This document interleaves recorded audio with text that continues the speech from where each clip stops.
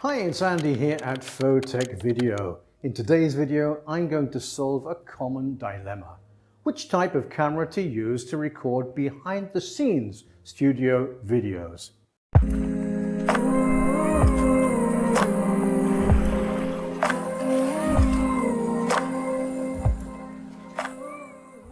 Well, it's great to be back. I've been away for a while with a couple of broken bones, but now I'm recovered and back with a vengeance, and will be regularly posting videos on the channel. Photech Video, as its name alludes, is a channel dedicated to everything related to photography, video and tech. If this is the kind of content that you like, then please subscribe to my channel and click on the notification bell. And if you like the video, please hit the like button. One of the dilemmas which I've had myself, and from what I can see other creators have also had, is which type of camera to use to record behind the scenes studio videos.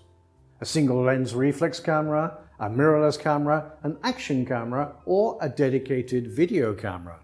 I've been analyzing exactly what I want from my behind the scenes recordings, and I've come up with a few answers to my questions. And I hope that my observations will also help you to make a decision and save you time in making that decision. Please do watch this video right to the end when I will reveal which make and model of camera I have decided upon. So first of all, here are the characteristics which I require from my behind the scenes recordings. Number 1, a good quality image. Number 2, good quality audio.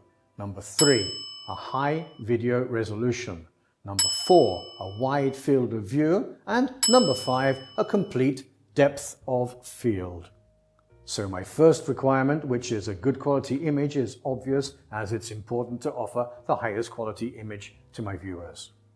My second requirement, which is good quality audio, is also extremely important, because however good your image quality is, if your audio is low quality or has a lot of background noise or echo, the viewer will very quickly close your video and open somebody else's. My third requirement, which is high video resolution, is again particularly important. I usually upload my YouTube videos in 1080p. However, I prefer to record in 4K, usually on my Lumix S5, to be able to zoom in during the edit. If you record at 1080p and upload at 1080p, then the zoomed in video will have a lower quality. My fourth requirement, which is a wide field of view, is also an important point, because with a wide field of view, I should only need one camera angle for my behind the scenes studio videos. And finally, my fifth requirement is another very important point, which I feel that some creators do not take into account always. It can be great to have a cinematographic look to your video in the right moment. However, for a behind the scenes studio video, it's important to have everything in focus and not need to rely on the camera's autofocus all the time. And now I'm going to add two more requirements of my own. One, that the camera has other uses for me, as well as being the right one for my behind the scenes studio videos. And two, that the price is right. So firstly, I'm going to eliminate the possibility of using a single lens reflex camera for my behind the scenes recordings, as even though my DSLR can take video, it's an old camera and maxes out at 1080p at 30 frames per second. Next, I'm going to eliminate a dedicated video camera, as I feel that it would stay on the tripod in my studio and never be used for anything else. So that basically leaves me with the options of using a mirrorless camera or an action camera. Now, I already have a mirrorless camera, which is the Lumix S5, which I'm recording this video on now. And if I were to decide to also use a mirrorless camera for my behind the scenes videos, then I would need to buy another mirrorless camera, as I will be using the S5 in the video itself. And it would need to be another Lumix camera so that I could use my Lumix 2060 kit lens at its wider angle.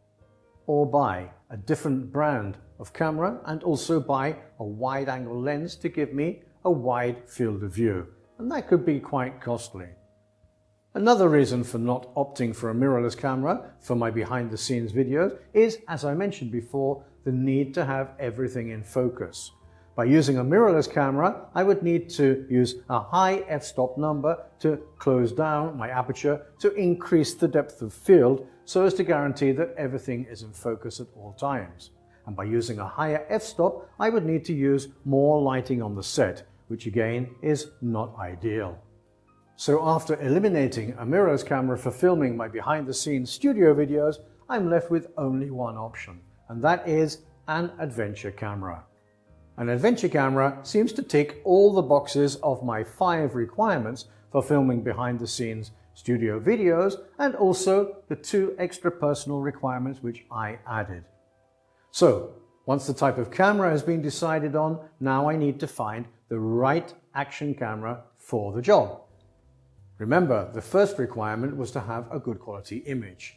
I have 2 older action cameras myself, and I thought, maybe I can repurpose one of them and save myself some money. One of them is the G2 Pro, which records at a maximum of 2K at 30 frames per second, and the other, which is unbranded, records up to 4K at 30 frames per second. But the image quality is not as good as the GIT Pro 2. The GIT Pro 2 image quality is not that bad for a 7-year-old action camera, but it does not perform as I would like it to in low light conditions. And also I prefer to get a good quality 4K footage to be able to zoom in without losing quality. The next requirement was good quality audio, which means that the action camera will need to support a third-party external mic, as I use a wireless microphone system. Believe me, I've researched a number of action cameras which have most of the technical requirements, but I have found very few which support a third-party external mic. Those which do support external mics are often limited to the external mic made by the same manufacturer. The GIT2 Pro does accept third-party external mics, and that allows me to record the audio track directly to the camera through my Relicart wireless microphone system using this little adapter. The third requirement was a high video resolution to be able to zoom in without losing video quality when uploading at 1080p. And as I mentioned before, the GIT2 Pro is limited to 2K at 30 frames per second, which for me is not really quite enough. So I will need an action camera which offers at least 4K at 30 frames per second. And ideally, one which I can change the frame rate at and shoot in 24 or 25 frames per second, and which also offers variable shutter speeds, ISOs, and white balance.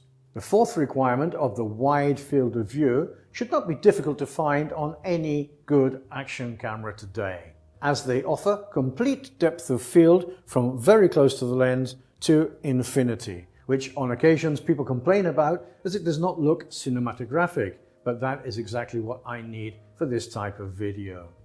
My other 2 added personal requirements are now also possible, as an action camera is easy to set up and easy to carry, which means that I'll take it with me more often and make more use of it than just for filming my behind-the-scenes videos. And the price will also be right, as quality, up-to-date action cameras usually cost around €400 or less. There is one final personal requirement which I have added to my list, and that is because I've opted for an action camera. Even though the action camera which I decide on may have a small front-facing screen, it's not the easiest thing to see, and it's not very representative of the actual video being shot. So it needs to have a good app for my mobile phone or tablet, which offers a live view with low latency to be able to initially set up the right parameters on the camera, and also allows me to monitor the recording. Well, after many hours of research, and also after buying and trying several well-known mid-priced action cameras and sending them back after being disappointed by them because they did not reach all of my 5 technical requirements, I think I finally found the right action camera for the job, which is the DJI Osmo Action 3. I also did a lot of research on the GoPro 11 Hero Black and on the Insta360 X3. But feature-wise and price-wise, for what I need, the Osmo Action 3, at least on paper, looks like the clear winner. For my next video, my DJI Osmo Action 3 should have arrived, and I will use it for the entire video and audio recording. And hopefully I will have made the right choice. In that video, I will explain what the deciding factors were for making the decision to go with the DJI Osmo Action 3 and why I decided against going with the GoPro 11 Hero Black and the Insta360 X3. I hope this video has been interesting for you and has helped you to identify some of the requirements for your behind-the-scenes camera. You may have more requirements or different ones to mine, so if you do, please leave them in the comment section below. As I'm sure you can appreciate, the information in this video has taken some time to research, and the video itself has taken time to record and edit. So please do hit the like button, subscribe to my channel, and click on the notifications bell to always know when a new video drops on my channel. All of these actions are completely free for you and help my channel to grow, so thank you. Until the next time, this is Andy at Photech Video signing off. Take care and be safe.